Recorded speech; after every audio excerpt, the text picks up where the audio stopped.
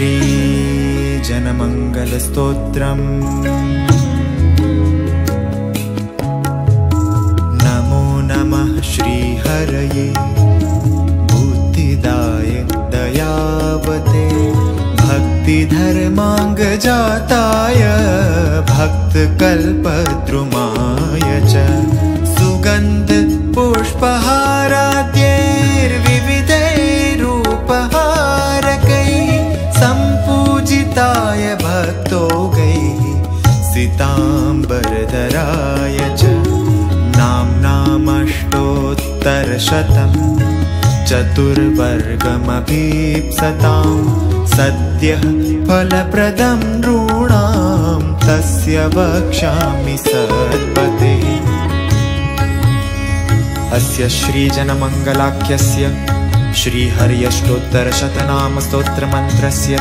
शतानन्दऋषिः अनुष्टुप् छन्दः धर्मनन्दनः श्रीहरिर्देवता धार्मिक इति बीजं बृहद्व्रतधर इति शक्तिः भक्तिनन्दन इति कीलकं चतुर्वर्गसिद्ध्यर्थे जपे विनियोगः। अथ ध्यानम्।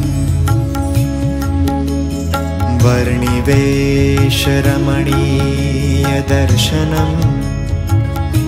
मन्दहासरुचिराननाम्बुजम् पूजितं सुरनरोत्तमेर्मुदा धर्मनन्दनमहं विचिन्तये।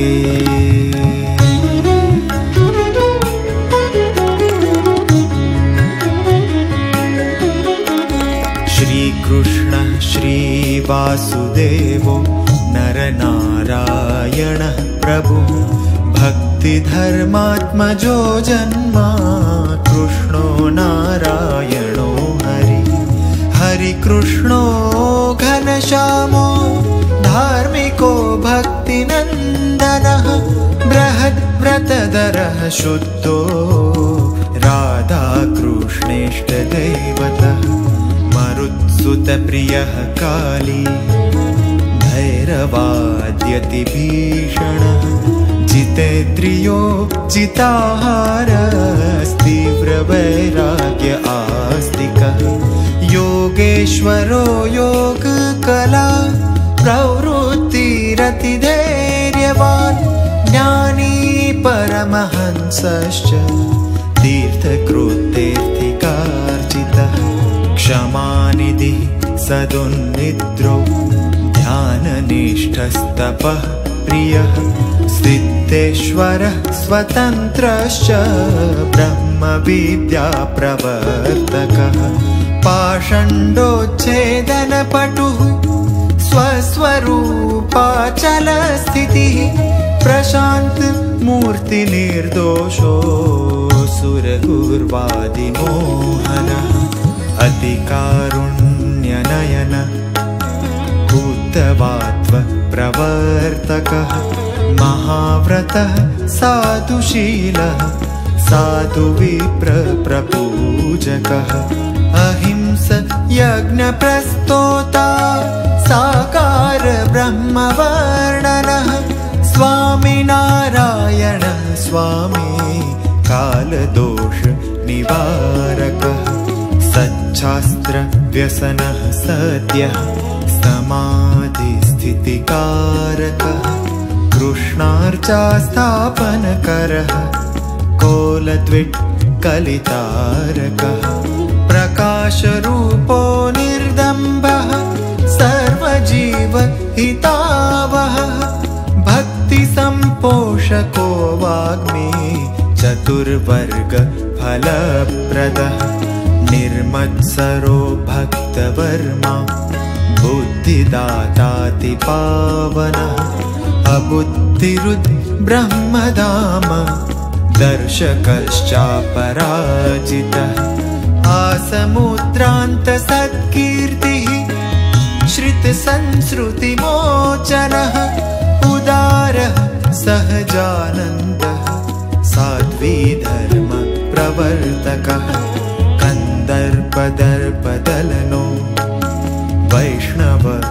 क्रतुकारकः पञ्चायतनसन्मानो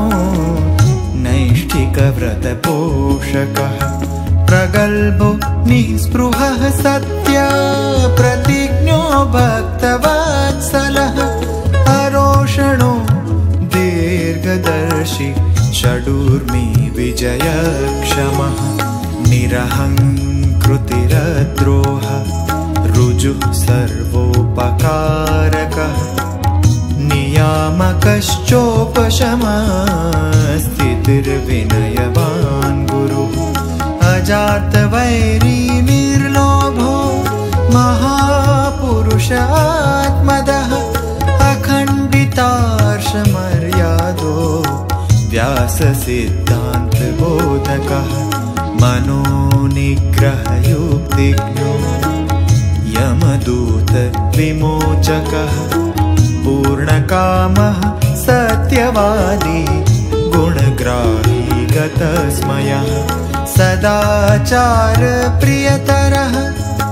पुण्यश्रवणकीर्तनः सर्वमङ्गलसद्रूप नानागुणविचेष्टितः इत्येतत्परमं स्तोत्रम्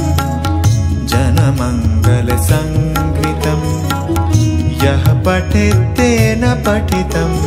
भवेद्वै सर्वमङ्गलम् यः पठेत् शृणुयाद् भक्त्या त्रिकालं श्रावयेच्च वा एतत्तस्य तु पापानि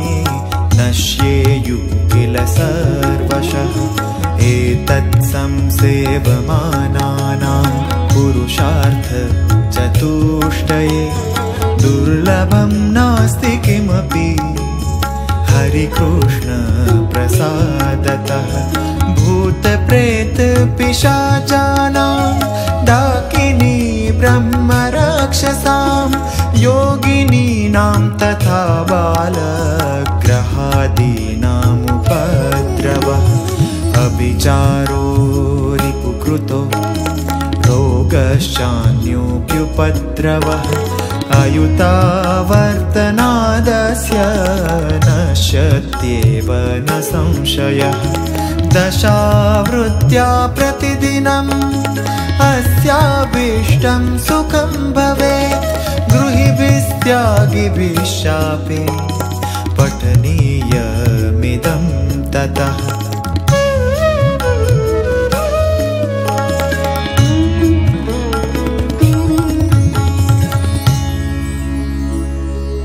इति श्रीशतानन्दमुनिविरचितं श्रीजनमङ्गलाख्यं श्रीहर्यष्टोत्तरशतनामस्तोत्रं सम्पूर्णम्।